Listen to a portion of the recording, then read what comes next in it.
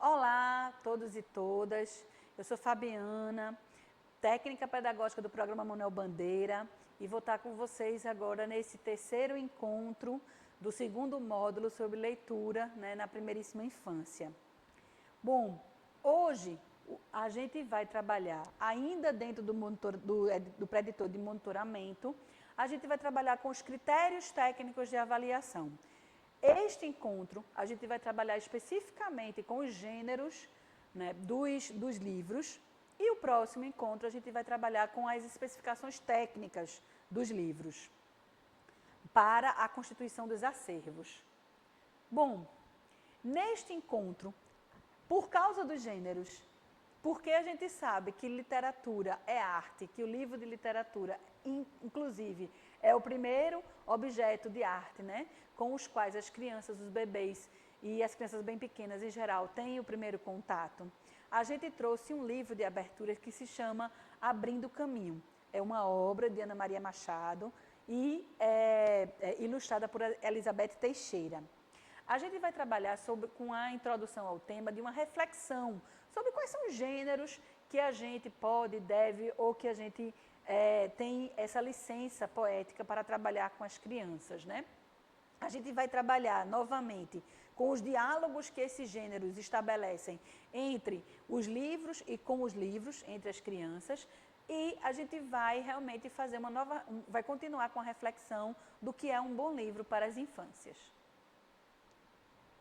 Ainda estamos trabalhando com a fundamentação teórica do livro de Um Pássaro de Ar, de Maria Emília Lopes, que é a formação de mediadores de leitura para a primeira infância. Abrindo Caminhos, Ana Maria Machado, Elizabeth Teixeira. Em memória de Antônio Carlos Jobim. Abrindo Caminho. No meio do caminho de Dante tinha uma selva escura. No meio do caminho de Carlos tinha uma pedra. No meio do caminho de Tom tinha um rio. Era pau, era pedra, era o fim do caminho. Cada um no seu canto, com seu canto, nos chamou, e nenhum de nós nunca mais ficou sozinho. No meio do caminho de Dante, teve uma estrada. No meio do caminho de Carlos, teve um túnel. No meio do caminho de Tom, teve uma ponte. No meio do caminho de Cris, tinha um oceano. No meio do caminho de Marco, tinha inimigo e deserto. E tinha muita longura pelo caminho de Alberto. Era pau, era pedra, era o fim do caminho. Pedra que faz fortaleza faz também mercado, bazar. Se eu conversar contigo, disso eu estou muito certo, consigo me aproximar. Com muito encontro e negócio, inimigo vira amigo. Quem está longe, fica perto. A caravana de Marco se encarregou de provar. Pau, toco, tábua, madeira? Faz navio de navegar. Mastro firme, branca vela. Tronco agora é caravela, para a distância encurtar. Com coragem, sobre as ondas, Cris atravessou o mar. Não há distância para os pássaros, nem para quem cisma de ousar. Alberto pôs na cabeça que ia conseguir voar. Voou, dirigiu seu voo, era isso o avião. E desde então a longura não atrapalhou mais não. No meio do caminho de Marco, teve um mapa bem melhor. No meio do caminho de Cris, teve um mundo bem maior. E com o voo de Alberto, esse mundo ficou menor. No meio do meu caminho, tem coisa de que eu não gosto. Cerca, muro, grade tem. No meio do seu, aposto que tem muita pedra também. Pedra ou ovo? Fim do caminho ou caminho novo? Porta, ponte, túnel, estrada, mapa, voo, navegação. Quem disse que o fim da picada não se abre para a imensidão? Beco que vira avenida, muro que cai para o irmão, esperança renascida escancarando a prisão. É promessa de vida no meu coração. Ana Maria Machado e Elizabeth Teixeira. Abrindo o Caminho é mais que uma história. Mostra personagens importantes do passado, desbravadores que enfrentaram a selva, o deserto, o oceano, o céu. Gente de verdade que conseguiu transformar o obstáculo em caminho, inimigo em amigo, fim em começo. E quantos caminhos foram abertos? Quem são esses personagens? Você é capaz de descobrir? E quantos caminhos existem ainda por abrir? E quais são os seus caminhos? Não é? Então, a gente, como mediadores e mediadoras de leitura na primeiríssima infância, a gente precisa compreender o quão importante é a gente levar esses livros, dar acesso a esses livros, a essas pessoas, esses personagens para as crianças, para ir nutrindo elas com toda essa fantasia e imaginação, porque é da fantasia, do sonho, que nascem as novas invenções, os caminhos de cada pessoa. Então, quando a gente trata da leitura na primeiríssima infância, a gente está tratando também de um aspecto chamado leitura íntima, não é? Que aí a Maria Emília Lopes diz o seguinte: a importância que a leitura intimista tem para as crianças pequenas, em seu repertório, ritmo, em seu próprio ritmo e sustentada pela segurança proporcionada pelo vínculo com o adulto, é enorme. Não se trata apenas de acervos, de bons livros, trata-se também de rever a qualidade das intervenções. Então, até que ponto eu estou, né, nutrindo efetivamente, alimentando efetivamente essas crianças com boas intervenções. Quando possibilitamos leituras íntimas, a maioria das crianças consegue encontrar um ritmo de atenção adequado à sua personalidade, que irá se tornando cada vez mais requintado em função de sua experiência. Quando a atenção avança, começam a aparecer os interesses pessoais, ou seja, determinados gêneros, personagens, conflitos literários. E aí, quando a Maria Emília Lopes traz isso, a atividade anterior de vocês mergulharem em novos ilustradores, em novos escritores, é exatamente para que a gente possa compreender quem são essas pessoas e fazer esses mergulhos, né, em novos interesses pessoais que a gente possa ter. A leitura íntima, ela ainda traz um detalhe do aspecto psicológico, né, que a Maria Emília diz assim: construir com o pequeno leitor sua capacidade interna de acomodar a leitura, esse templo de outra dimensão, em que os atos das palavras se tornam as peles imaginárias de suas outras vidas, todas aquelas que a literatura lhe permite viver, requer flexibilidade, requer disponibilidade por parte do adulto acompanhante, do adulto que acompanha a criança nessa jornada com a leitura. Porque toda ideia que provenha de uma criança, mesmo aquela que não podemos ler por ausência de palavras, no caso dos bebês, é impulso de vida. Todo movimento, choro ou rebeldia é linguagem. Teremos que ensaiar as formas de lidar com as diversas expressões das crianças para não menosprezar suas necessidades e habilidades, seus chamados e suas formas de habitar o mundo. Então, a gente, quando trabalha com a leitura de colo, que a gente chama, que é a leitura em que a gente faz com a criança de uma forma amorosa, a gente está, assim, trazendo para ela um banho, né, de afeto. A gente está nutrindo ela como pessoas, né, de humanidade. E aí, a gente faz esse alinhamento com a saúde psíquica e mental.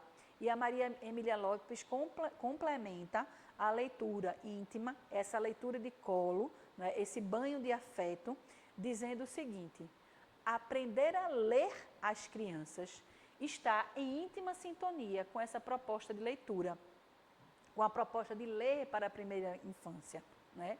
Aprender a ler livros, aprender a ler famílias e também aprender a lidar com as intervenções. Quando protegemos esse vínculo amoroso, né, que é construído no momento da leitura de colo, da leitura íntima, quando nutrimos com recursos esse tempo partilhado, estamos trabalhando no território da saúde psíquica, algo fundamental na primeira infância.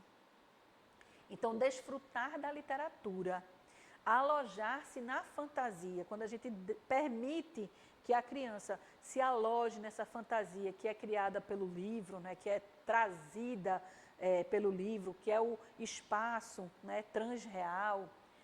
Sonhar com a vida e metaforizá-la, encontrar alimentos para a própria vida imaginária, são sim atributos para a saúde mental, para a saúde afetiva, para a poética, para a cognitiva e para a social. Então, a gente, quando ler para crianças muito pequenas, traz elementos que vai alimentar todas as dimensões dela. Alimenta a dimensão cognitiva, alimenta a dimensão afetiva e alimenta também a dimensão motora dessas crianças. E aí eu trago algumas reflexões para a gente, antes da gente mergulhar nos gêneros literários, que a gente vai trabalhar já já.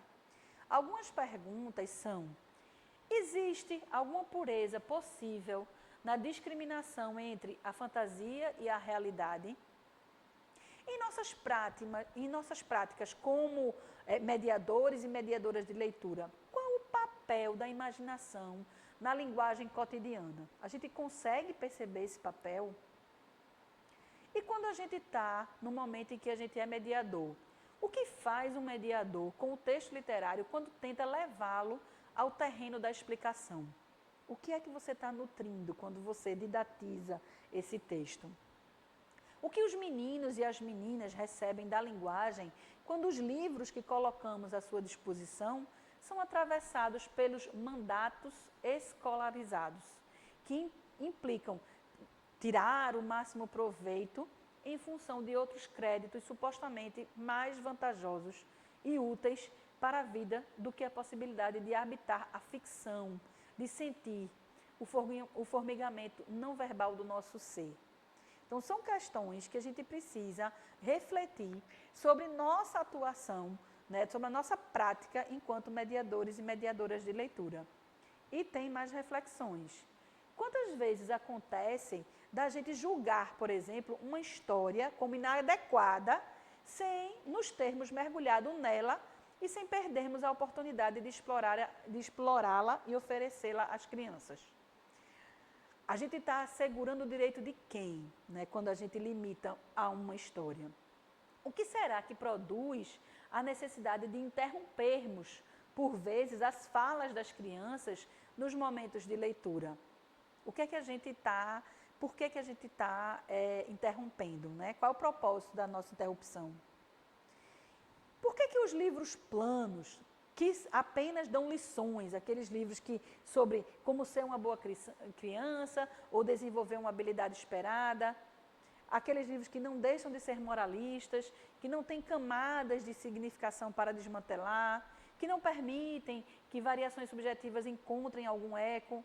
Então, o que é que está por trás desse processo da leitura? Onde é que está esse processo da leitura enquanto direito humano, enquanto fabulação?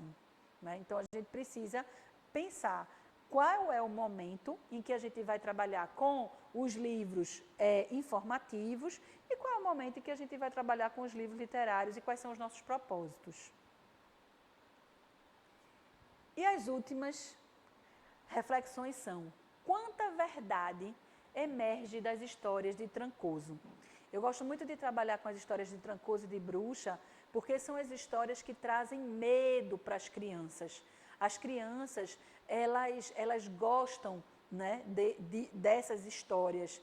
Elas, por vezes, ficam arrepiadas, pedem para ficar no nosso colo, mas, em momento algum, essas crianças dizem que a gente não conte, ou que a gente pare de contar as histórias. E, muitas vezes, é possível que o mediador, ou a mediadora, ou o produtor, né, de leitura, promotor de leitura, ele não se sinta à vontade de ler essas histórias. Mas aí, por causa disso, eu trago essas duas reflexões especificamente, porque um dos gêneros mais importantes que a gente vai trabalhar com as crianças bem pequenas, na primeiríssima infância, são exatamente os contos de fadas, onde a gente tem sim bruxa, onde a gente tem sim as fadas, onde a gente tem essa provocação do medo. E a gente vai ver por que eles são tão importantes e estruturantes. Antes, a gente precisa refletir no seguinte sentido: quão necessária parece ser a ficção nas noites em que a gente conta histórias de bruxa, né, de Trancoso, né, em que há, então, além da necessidade imperiosa de imaginar, que leva esses grandes homens, homens e mulheres, né, que escreveram esses contos, né, a se refugiarem sob a proteção da fantasia. Então, quando a gente pensa, por exemplo, num ritual de história de Trancoso, muito comum no nosso território, né, no Nordeste, às vezes, quando faltava energia, a gente, né, criava essa aura de contar essas histórias de assombração, de Trancoso, né, e tinha todo um ritual em que, por exemplo, um pai ou uma mãe e seus companheiros da noite, né, o adulto, vamos dizer, condutor, quais são esses companheiros da noite no momento em que falta luz? A luz da lamparina, as histórias assustadoras, que eles vão exorcizando a morte, eles vão espantando os espíritos desconhecidos ou simplesmente aproveitando esse aspecto que parece ser vital para a mente humana, que é inventar as histórias. E em nenhum momento a gente vê a criança não querer que conte, não querer participar desse momento, desse ritual.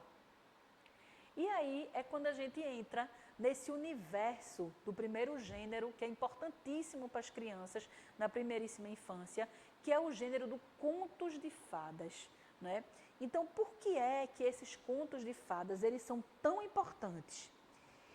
Tem uma definição de Bruno, que ele diz o seguinte, que os contos de fadas são presentes de amor. E ele traz a seguinte definição: para decidir se uma história é um conto de fadas ou algo inteiramente diferente, a pessoa deve se perguntar se poderia ser corretamente chamada de presente de amor para uma criança. E por que ele chama os contos de fadas de presente de amor? Porque esses contos de fadas, eles trazem pensamentos mágicos, eles trazem a personificação dos desejos e medos. Por isso que eu fui introduzindo esse momento com as nossas histórias de Trancoso, com as histórias de assombração, com as nossas lendas, com os nossos contos, né? E aí ele diz o seguinte: quando todos os pensamentos mágicos da criança estão personificados em um bom conto de fadas, seus desejos destrutivos estão personificados numa bruxa malvada, seus medos estão personificados num lobo feroz, suas exigências de sua consciência estão personificados num homem sábio encontrado numa aventura. Suas raivas e seu ciúme estão personificados em algum animal que bica os olhos dos seus arquirrivais. Quando a criança lida com esses arquétipos, então a criança pode finalmente começar a ordenar essas tendências contraditórias. Isso começado, a criança ficará cada vez menos engolfada pelo caos não manejável. E o que isso quer dizer? quando você traz os contos de fadas, você está dizendo à criança que ela pode sim, que é permitido a ela sentir raiva, que é permitido a ela amar, que é permitido que ela, inclusive, ame uma pessoa da qual ela está sentindo raiva. Então, todos esses elementos, eles trazem o que Bruno fala de ordenação interna, que é o quê? Essa ordenação interna ajuda a criança a manejar essas tendências contraditórias, por exemplo, o amor e a raiva, né? E ele fala especificamente o seguinte: a criança intuitivamente compreende que, embora estas histórias sejam irreais, elas não são falsas. Né? Que ao mesmo tempo que os fatos narrados não acontecem na vida real, podem ocorrer como uma experiência interna e de desenvolvimento pessoal, que os contos de fadas retratam de forma imaginária e simbólica os passos essenciais do crescimento e da aquisição de uma existência independente. Ou seja, nós somos seres ambivalentes. A criança também pode sentir e saber e conscientizar-se dessa ambivalência de sentimentos e emoções. Então, os contos de fadas, eles trazem um consolo, né, uma confiança no sucesso, apesar das tribulações.